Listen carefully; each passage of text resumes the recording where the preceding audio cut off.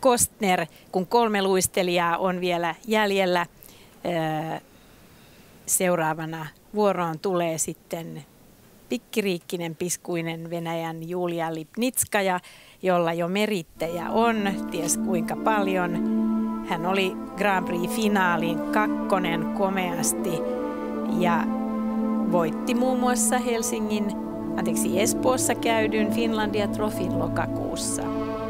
Lipnitskaja, nuorten maailmanmestari ja hopeamitalisti ensimmäisissä naisten arvokisoissa.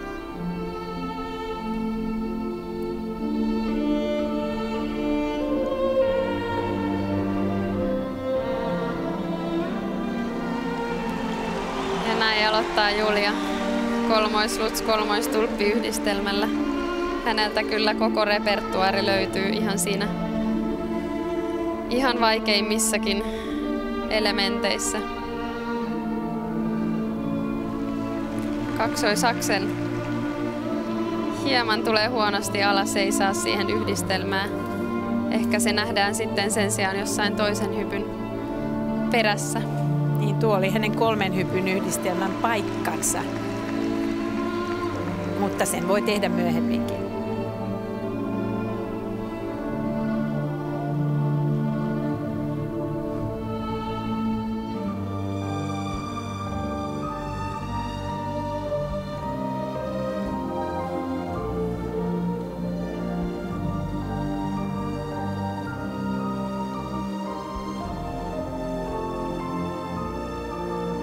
Tässä on näitä Julian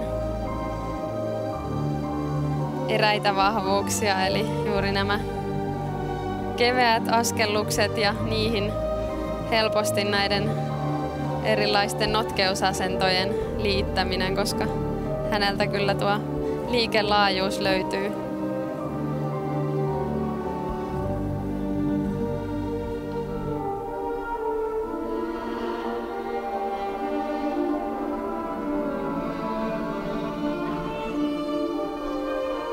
Kolmoisflippi rutiininomaisesti.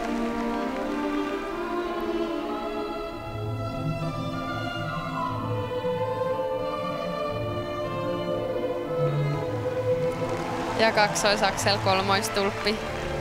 Siinä Julia käyttää toisen kolmois-kolmoisyhdistelmänsä. Vaikeutta löytyy.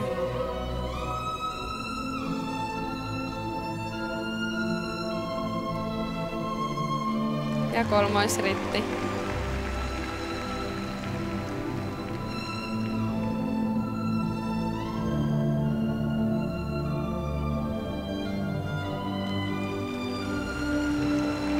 Ja tässä näitä aivan ainutlaatuisia notkeusasentoja ja kolmoissalkko siihen perään.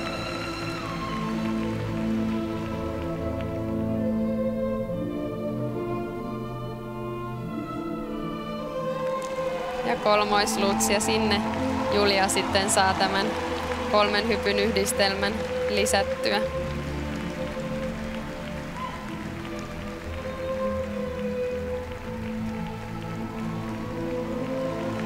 Ja tässä aivan Julian oma. Kukaan ei kyllä näin syvään pääse tässä Biellmann asennossa.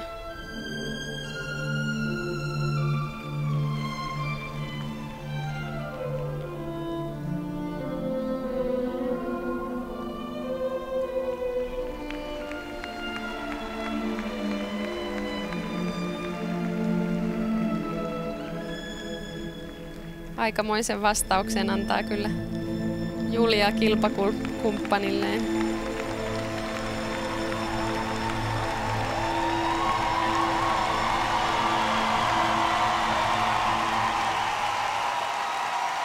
Täydellinen ohjelma. Täydellinen ohjelma. Kyllähän sen tietää. Ja kuinka mones kerta tällä kaudella Julia Lipnitskaja tekee kaiken, minkä hän osaa.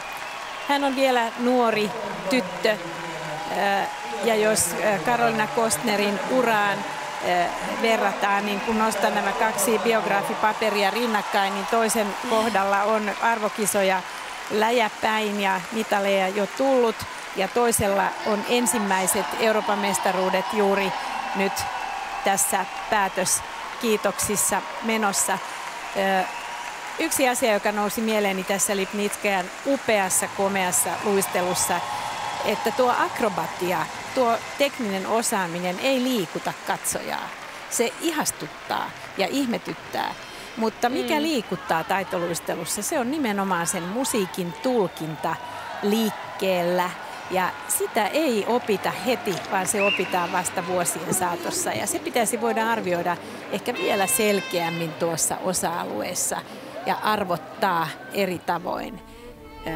Tämä on vaikea tehtävä saada sellainen arviointi, että tuo kyseinen kokemuksellinen, vaikuttava, taiteellinen vaikutelma, se vanha taiteellinen vaikutelma näkyisi jossain. Mutta tämä rotaatiotekniikka on ainutlaatuista.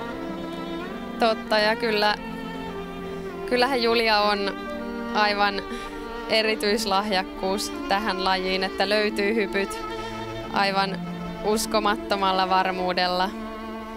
Ja sitten juuri tämä liikelaajuus, myös piruettitekniikka on ihan uskomattoman hyvää. Mutta niin kuin sanoit, niin mielenkiintoista on nähdä, miltä Julia näyttää 5-10 vuoden päästä. Millä tavalla se sitten ikä tuo siihen sen, mikä ehkä tästä vielä puuttuu. Toivottavasti Karoliina Kostnerilta samanlaista syvää tulkintaa, mutta mitä arvelet suhteessa Sotnikovan pisteisiin? Vaikea sanoa, kyllähän tässä taas vaikeutta oli enemmän. Juuri näin. Ja olihan tämä täydellinen onnistuminen. Että ei virhettä ja molemmilla muilla sekä Kostnerilla että Sotnikovalla oli pientä haparointia. Kyllä näitä on vaikea arvottaa ritirinnan. En osaa myöskään nähdä. Räjähtäisiköhän pankki? Ei kaukana. Joo, räjähtää. Räjähtää. 209 pistettä, aivan käsittämätöntä, mutta tämä johtuu siitä, että arviointijärjestelmä on sellainen, että vaikeat hypyt tuovat nuo pisteet ja noiden piruettien tasot ja kaikki tuovat pisteet ilman muuta.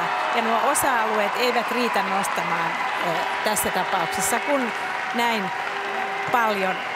paljon osataan. Nyt hän lähtee jo liian aikaisin pois tuosta Kissenkraj kulmauksesta. Huikeat pisteet Julia Lipnitskaja, 209 pistettä.